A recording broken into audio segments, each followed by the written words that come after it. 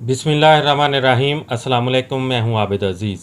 आज doctor रैकविक Germany की जिस होम्योपैथिक मेडिसिन को मैं डिस्क्राइब करने जा रहा हूं उसको R32 यानी कि R32 कहा जाता है और आमतौर पर इसको एंटी हाइड्रोसिन के नाम से जाना जाता है।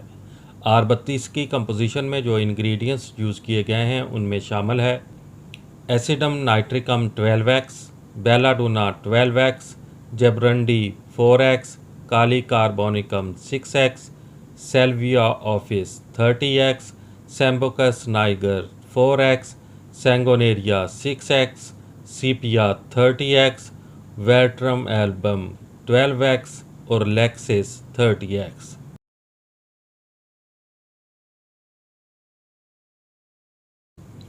R32 का इस्तेमाल गैर मामूली पसीना आने की दवा के तौर पर किया जाता है। R32 को जिस्म के किसी भी हिस्से पर पसीने की ज़्यादती, पसीने में बदबू का आना या बदबूदार पसीने का आना, सोते में पसीने की ज़्यादती, उसकी वजह से थकन और कमज़ोरी का एहसास, ठंडा और चिकना पसीना और दिक में पसीने की ज़्यादती, हाथों की हथेलियों पर पसीने का आना और पाँव में पसीने के साथ शदीद बदबू का पैदा होना, इन तमाम हालात में R32 का इस्तेमाल मौजू और मुफीद है।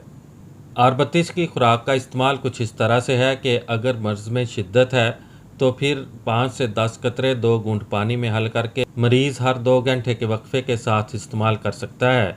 और अगर तबीयत में बेहतरी आ रही हो और मर्ज़ की शिद्दत में कमी वाक़ हो रही हो तो फिर 5 से 10 कतरे दिन में 3 बार 2 घूंट पानी में हल करके बआसानी इस्तेमाल किए जा सकते हैं।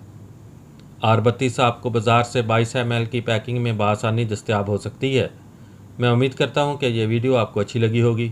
अगर वीडियो अच्छी लगी है तो इसको लाइक कर दें और अगर आप मज़ीद होम्योपैथिक मेडिसिन के बारे में इंफॉर्मेशन हासिल करना चाहते हैं तो मेरी रिक्वेस्ट है कि इस चैनल को सब्सक्राइब कर लें। नेक्स्ट वीडियो तक मुझे दें इजाज़त। अल्लाह हाफिज़।